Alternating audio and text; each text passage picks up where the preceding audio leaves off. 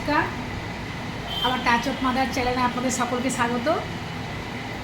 আজকে সন্ধ্যেবেলাতেই করছি, কী করবো ভাবছি, বসে আছি বাড়িতে। লাউ ছিল, তো লাউটাকে আমি কেটে নিলাম। ভাবছিলাম যে পুঁই শাক করবো না লাউ করবো, মানে কী বছর পুঁই শাকটা হাফ কেটে রেখেছি, রেখে মনে হলো লাউটাও ঘরে থেকে থেকে বুড়ো হয়ে যাচ্ছে, তাই লাউটাকে আজকে করে ফেলি। লাউটাকে কেটে নিয়েছি, কেটে আমি এরকম জলে ধুয়ে নিলাম।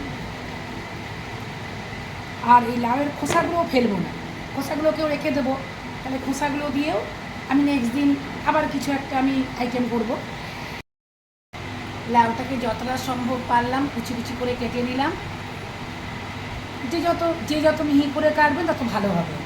আমি আমার মানে সবজি কাটাতে খুব বেশি ওস্তাদ নই, আমার দিদি আবার দারুণ দারুণ সবজি কাটে। ওর সবজি কাটা দেখলেই মানে একটু ভালো লাগে। আমি রান্নাতে ওস্তাদ, কিন্তু কাটাতে ওস্তাদ। যাই হোক, এবার যে যতটা পারবেন একটু মিহি মিহি করে কেটে নেবেন। আবার অনেকে বলে ভাদ্র মাসে লাউ খেতে নেই। যাক, আমি মানি না, কারণ আমি নতুন করে আর কোনো কুসংস্কার মানতে চাই না। যে যা ভেতরে ঢুকে গেছে সেগুলোকেই বের করতে পারছি না। আমার নতুন করে কোনো কুসংস্কার মধ্যে আমি আর যেতে চাই না, ওই জন্য আমি আর নতুন করে কিছু মানি না। আমি ভাদ্র মাসেও লাউ খাই। এবার আমি লাউ ঘন্ট করার জন্য রেডি। তেল গরম হয়ে গেছে, এবার এর মধ্যে 5 ফোড়ন সোমবার দিলাম।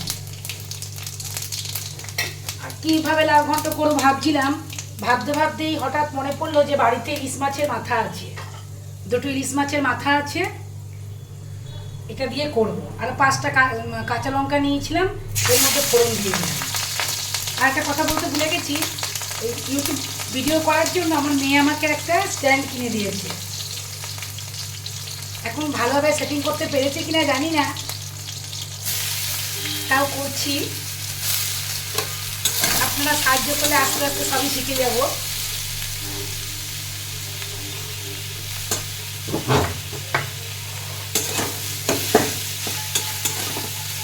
এবার এর মধ্যে সব লাউগুলোকে আমি দিয়ে দেবো।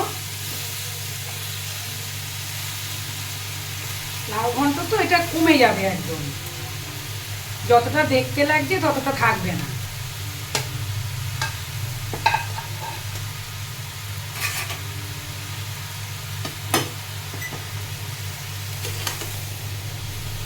ভালো করে একটু নেড়ে চেড়ে নেব।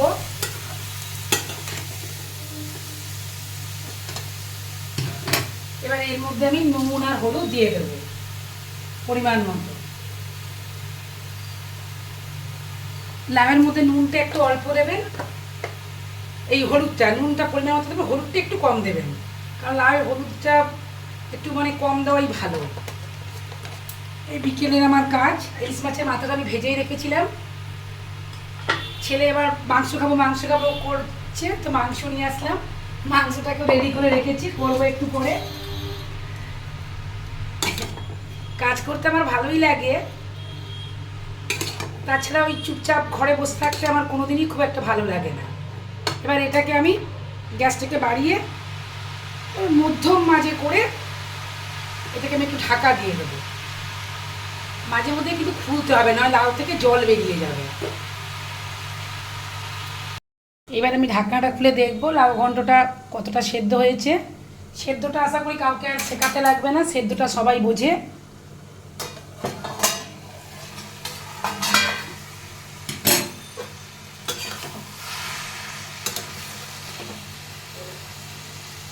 হ্যাঁ, সেদ্ধ হয়ে গেছে। এবার আমি এর মধ্যে একটু চিনি দিয়ে দেবো। ব্যাসের মধ্যে একটু চিনি দিয়ে দিলাম। এবার ইলিশ মাছের মাথাগুলো তো ভাজা ছিলই, এর মধ্যে দিয়ে দিলাম। দিয়ে গ্যাসটা বাড়ানোই থাকবে, নাড়াচাড়া করে নেবো। এদিকে পাশে আমার মাংস হচ্ছে, আর এই মাংসের রসুন ছাড়াতে গিয়ে এত গরম লেগে গেছে, ফ্যান চালিয়ে দিয়েছি, সারা ঘরে রসুনের খোসা ছড়িয়ে গেছে। যাক, আর কি করব, তাড়াহুড়া করে তাও রান্নাটা কমপ্লিট করে ফেললাম। এবার গ্যাসটা একদম বাড়িয়ে নিয়ে যেটুকু লাউয়ের মধ্যে জল আছে সেটুকু শুকিয়ে দেবো। নামানোর আগে লাউ ঘন্টটাকে মানে একদম ফুল আজে ভালো করে নাড়িয়ে চাড়িয়ে নামাবেন। আমার ঘরে একটু ধনেপাতা ছিল, আমি আবার একটু ধনেপাতা দিয়ে সব কিছু খেতে ভালোবাসি, সেই ধনে পাতাটা দিয়ে দেবো। ধনে পাতাগুলো নষ্ট হয়ে গেছে, এখন ধনে পাতার খুব দাম, যদিও কিন্তু ধনে পাতা দিলে না একটু টেস্টটা ভালোই লাগে আমার। ধনে পাতাটা দিয়ে দেবো। ব্যাস, আমার ইলিশ মাছের মাথা দিয়ে লাউ ঘন্ট কমপ্লিট।